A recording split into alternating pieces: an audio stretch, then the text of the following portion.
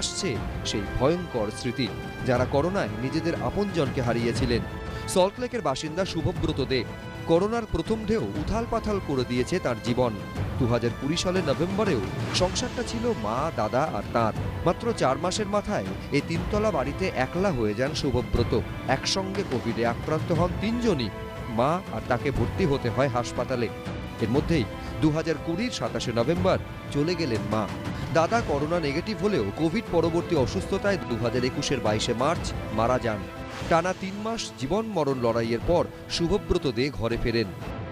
এই ধরনের একটা ভাইরাস আবার আসছে, সেটা একটা আতঙ্কের কারণ। Now both state government and central government যদি ইন ট্যান্ডেম কাজ করে, I think it is not going to be a cause for concern. We are expecting better rapid response from both the governments, and I think this will pass over and humanity will win at large. কোভিডে ভেঙেছে শরীর।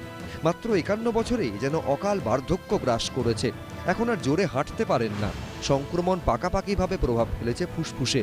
Corona কেড়েছে বেশিক্ষণ কথা বলার ক্ষমতা, কেড়ে নিয়েছে কথা বলার মানুষগুলোকেও। Good side of human face দেখা যাচ্ছে, একটা ব্যাড সাইড, আগলি সাইডও দেখা যাচ্ছে। আমার সাপোর্ট স্টাফরা বলেছে যে সবাই দরজা জানলা বন্ধ করে দিয়েছে। তখন আমাকে অ্যাডমিট করবে কি? আমি আর আমার মা দুজনেই তো কোভিড ভিকটিম, আমার দাদাও তো কোভিড ভিকটিম। এই হিউম্যানিটি বা হিউম্যানিটেরিয়ান কনসার্নসগুলো যেন মানুষ ওই আগের প্রিভিয়াস এক্সপিরিয়েন্স থেকে শেখে, যাতে আমরা we can identify ourselves as true humans.